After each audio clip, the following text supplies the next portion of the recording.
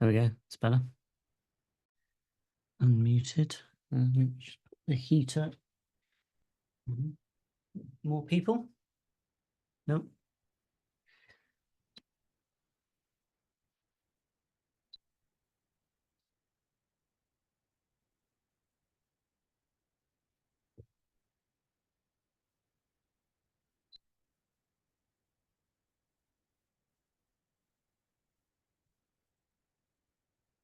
Right.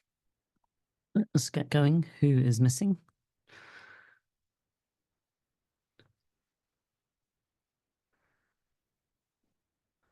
Let's just stay starting now. Gloria. Okay. So put your feet on the ground. Take a breath.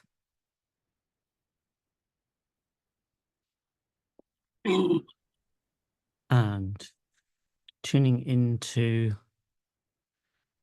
what we're going to be doing this month, which is looking at a relationship to feelings.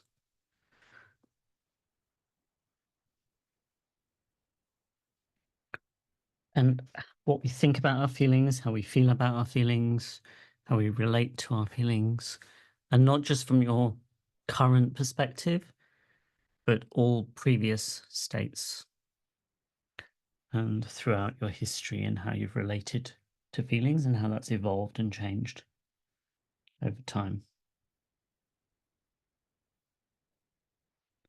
Because there was a time when we were our feelings and we would have made meanings about them then.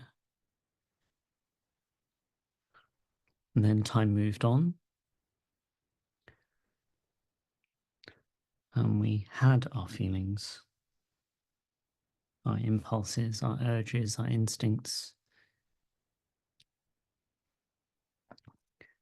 And so the evolution of how we've related to the experience of having feelings has been evolving and changing. And during this month, we're going to update potentially aspects that haven't been updated. And I expect this to be quite a large shift. 80-20, kind of an elegant increase in freedom and ease and more equanimity in life. Equanimity doesn't mean not having feelings. It means we're okay with having feelings. We're okay with our feelings. We have our feelings rather than they have us. With that in mind, gently open your eyes. And who else is missing?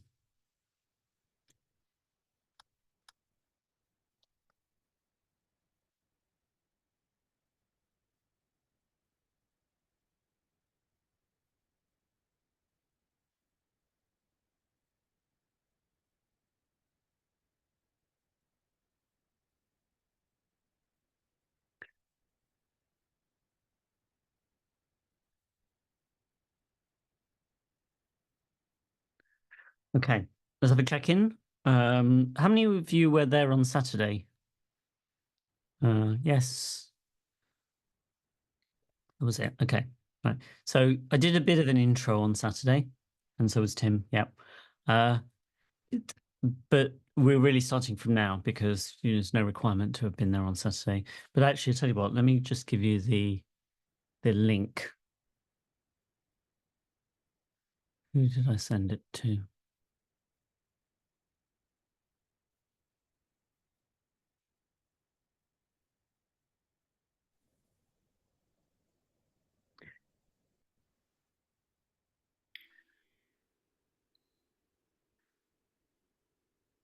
Someone asked for it and I sent them the link, so I'm just trying to Anna, find and it. you send it to me, Anna.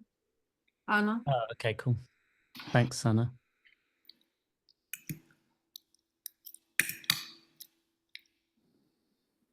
I have it handy. Do you want me to paste it in? Yeah, please. Yeah, that's the one. Okay, good. All right. All right, let's have a check-in. talk about feelings. There is a kind of standard definition between feelings and emotions. I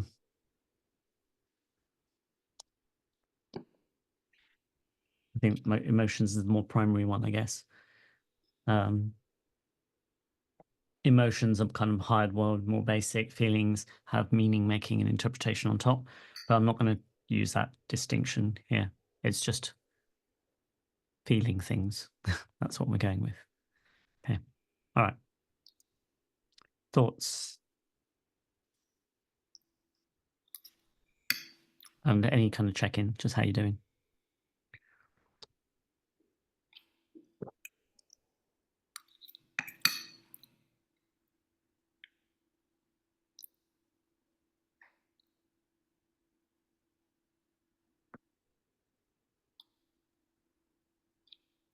Yeah, Gloria. I'll go. I don't know what I'm going to say. Good. So let me think about it real quick. Yep. Okay, so lately, feelings wise, I feel like I'm my feelings. So I feel like I'm going to have a big, it seems like there's going to be some kind of transformation because I'm reverting a lot. And usually when that happens, I kind of explode forward. So Yep. yeah, and I've been with my kids a lot. So I think that's another reason why, you know, I'm feeling that. And, you know, the kids are discussing how I hurt them and how I was like not a proper parent to them at some times in their life where they felt like they needed me and I just wasn't there for them because I didn't have the ability. And then they're telling me like where I was good and where I wasn't. And that's really emotional to think you're hurting your kids, you know, when you didn't mean to do it. And so I've been trying to really not be the emotion and just hear it and be grounded. And sometimes it doesn't work. And sometimes I'm awesome at it. But I do feel like something's brewing and I'm excited about that. It's also a masterclass in being able to hold someone else being able to express themselves and feel free. Because the other thing that'll be happening, I guarantee it, is that because you're connected to them, you're not. It's not just your hurt. You're actually hearing and feeling their energy and their hurt. Yes. As well, and that's hard. And you might need to say, look, I really want to hear this, but I need to take some time out because it's challenging to listen to. Because when they're saying it, they may not be able to hold how difficult it is to hear on the other side of it. Potentially. Yes, my son Aiden is very blunt. He hits you like He's just with a doing his own matchbox. perspective. Yeah. And he's not He's just- trying to be mean. That's how he communicates. Correct, Yeah. exactly. Where my Right. daughter is really sensitive, and if she wants to really manipulate me, she can, you know, and so like I have to like look out for that nuance. But yeah, I'm definitely feeling their energy, you know, being thrown at me. So yeah. And so what I would do is go, I'm at the gym, and so it might hurt, but I'm getting stronger. And because creating that room for them, if you take a meta perspective, is amazing, right? This is, and it has a lot of self-compassion required as well, of going, yeah, that's just who I was then. And what you can attend to is whether they recognize that you're not there anymore, right? Right. So we do have the conversation and they do say, I understand you're not that person, but you were still the person that did it to me. I can't like go blame the next door neighbor because that person dealing with that drama, right? And so they do understand it, but still it's that conflict, like I was still and also what is the purpose of them saying it? The purpose is for me, I want to be able to clean up whatever there is for them. So when I pass away, they don't have to say like, oh my God, I should have had that conversation with my mom. I want to clean it up and I want them to be free. And I don't want any of the generational stuff that I've noticed pass through me that's going into them. So I'm trying to like have them be free thinkers for themselves. Because one of the things I learned about this class that when I met you years ago is like, I never really thought for myself. And now I watch, like Sophia definitely thinks for herself, like to the point sometimes I don't like her because it's so uncomfortable for me, right? She's so strong and thinking for herself. And so there's a part of me that likes it, but there's a part of me that hates it because I want it and I can't have it. You know, I'm getting there, but she's just so advanced because I Yeah, haven't. hang on. Because she can send that back to you. Put your hand here. There's some emotion there. Just breathe. Okay. Put your hand on your heart and breathe. Right. And just look at that, the part that just went, I can't have it. Right. And don't try and change it. Don't try and fight with it. Just feel the releasing the sadness, the hurt, the pain, because that was true. Mm. Right. And you might actually be closer than you think. Actually, I don't feel sad about that right now because I Okay. do feel like I'm finding it. Okay, good. All Yeah. right. So I Sorry. don't feel sad. I feel like that's Yeah. already passed. But Okay, good. it is interesting. I said I can't. That I find interesting. Maybe Yeah. there's another hidden level in the onion. Exactly. And we'll go into this about second order phenomena when it comes to relationship to feelings. All right. Thank you, Gloria. Mhm. And Thank you. fantastic. Yeah. So, all right. Obviously, I'm not a mother, but I know Annie would be super proud of you doing what you're doing. Yeah, it's one of her key pieces that she does, and that she did with her mother, and completed everything that needed to be said was said. Yeah. All right. Who's next? You can go next. Yeah. Something that, well, first of all, really nice to see you, Gloria. It's been a while. And something that Gloria said hit me about having the conversations and feeling complete. And I mentioned last month, a really close mentor of mine who really played a life-changing role in my 20s, passed away, built a huge nonprofit, worked 80 hours per week building it for decades. And when I was there, I kind of learned that he actually had been evicted from his apartment. He had given so much to other people, even money that he didn't have, that so it was just really hard to hear. He had cats that he loved, and he had to move somewhere where he couldn't bring them. So it's just really difficult to hear about that. So many people that would have, if they had known, would have helped. And so I felt like there was parts of myself. I felt like I had processed it because, more than a month went by, but I feel like there was parts of it again that like felt like I was hearing for the first time. And it was just like that sudden shock of them feeling alive inside of me and then not. And, but I also kind of feel like it's also just giving me a look at the fragility of life and maybe how often we kind of go along with feeling like, okay, we're going to live forever or we're going to see people again. And even many people at the funeral, just the nature of it, like when we were leaving, like I'm probably not going to see most of the people there again. Maybe we were connected through this other person. So I noticed that part of me is generalizing to more areas of just how unique every moment is, and just noticing about even the parts of him that we're closest to was like being in New York City when he was in his 50s and my wife and I were in our 20s. So it's almost like it's not saying goodbye to him as he was now. It's almost that part of life. So it's just a lot of things are coming up and being processed. Yeah. Yeah, grief is an interesting, one of the best bits of advice I got about grief was allow yourself to have all your feelings and mixed feelings. And I think we are socialized, most of us are socialized to experience grief a certain way. And there's just, and it's actually probably more common vernacular now to say that everyone processes grief in their own way, and it comes up in all kinds of different ways. And it sounds like because you can be with all of it, this is the richness of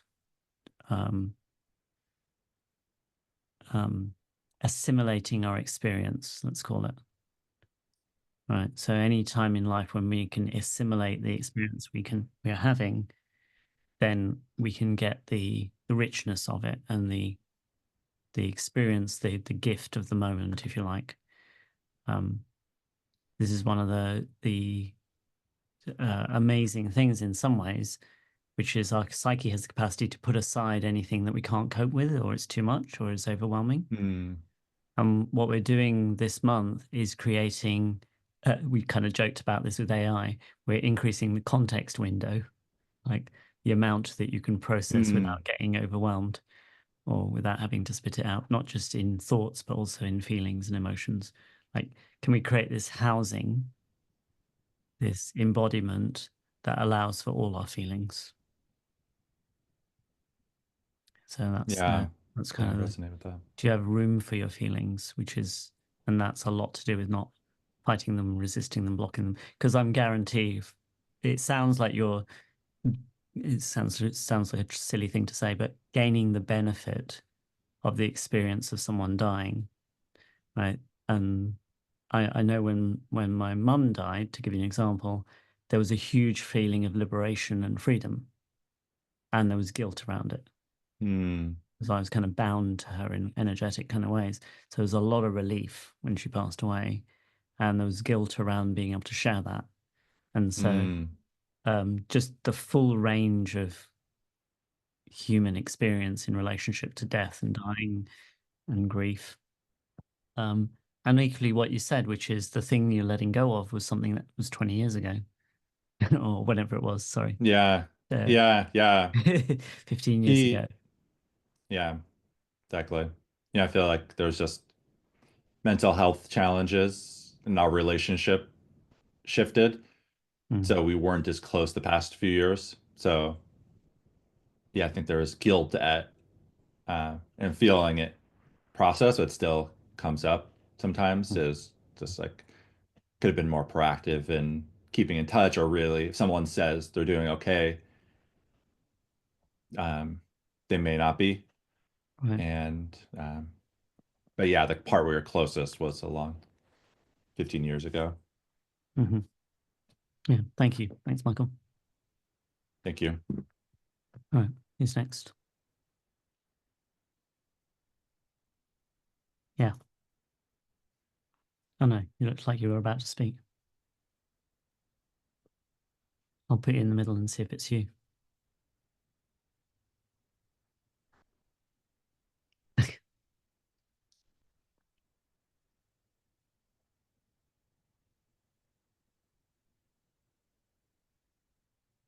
Yes, Tracy. I can go. Yeah, got it right. Oh, you were saying me? Yeah. Oh. You did show signs. Your hand came up to your face and there was more movement and like Oh. you're about to talk. Yeah. Yeah, so just in general, like I think I've always kind of had big feelings because I didn't feel heard, like when I was a kid. But I think over time, like I've kind of learned how to manage my feelings better and so I feel like I do have a better relationship with my feelings. So that's the general thing. But so I think I did message you. I've been reading psychic psychology. And so amazing. So well, first of all, so when in the past couple of sessions, like you had mentioned, like the mom guilt and like that kind of thing, with children. And so I've been watching for the synchronicities. And I think it was like maybe the next day, I had a friend who lives in Italy and she was talking about mom guilt and how Italian moms are like, so it was just kind of another synchronicity. So I was like, maybe I need to really pay attention to this. So because I've also been reading John Friedlander book, I started doing the exploding pictures and cutting cords and those kinds of things. And so I kind of had started doing that already. But with Thanksgiving coming and everything, so there's been lots of preparations. And so my son's been pretty helpful. But I noticed I was going to the grocery store and he usually goes with me because, you know, he's 16, it's food. He's like, like triples my cart, you know? But he didn't want to go. And I was like, oh, this is interesting. So one, I thought, is it, you know, the work, like the exploding pictures and the cord cutting?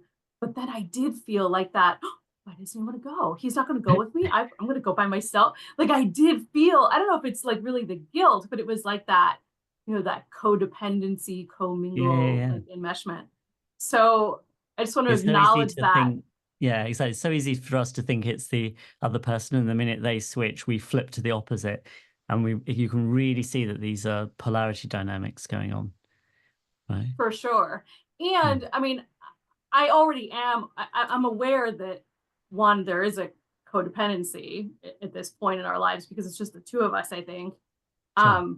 But also that it's a pattern in my family. There's a pattern of like a commingling of abandonment and codependency, like generationally and in my own life too. So I'm already aware of that. So I try to be careful with it. But Sure. yeah, I really, the grocery store thing, I was just like, oh, this is it. But interesting to note, right, that he's making a different choice. Yes. And then, when I felt that, so then I really started cutting cords and like exploding the pictures.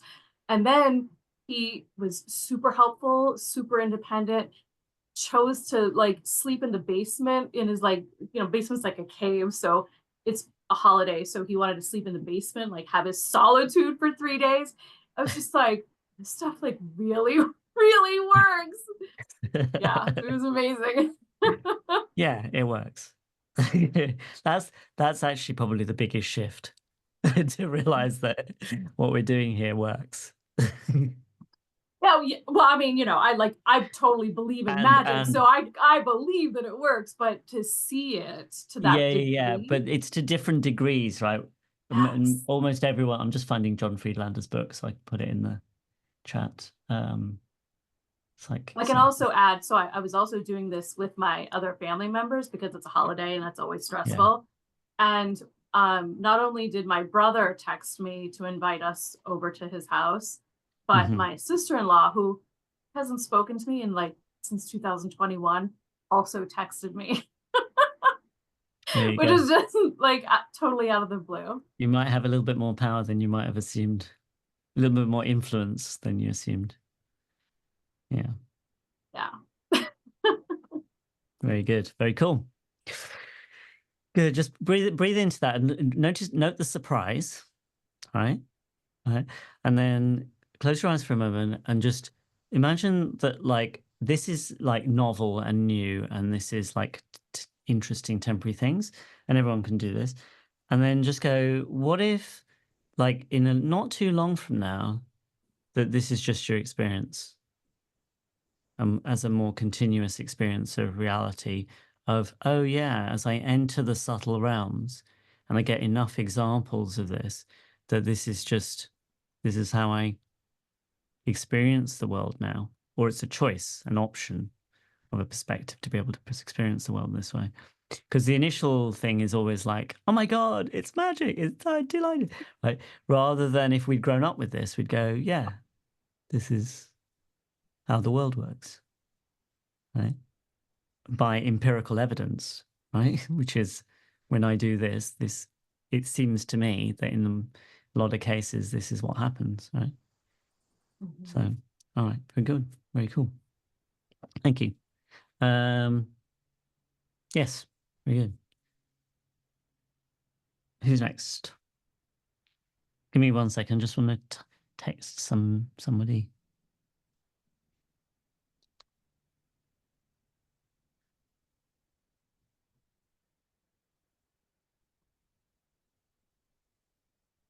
Right, that's to the person who I texted, who's here, and then not right now, but maybe later. Right. And only if they want to. All right, who's next? So you'll, by the way, with me doing that, you'll only know that it wasn't you because you wouldn't have got a text. Right. Okay, Anna.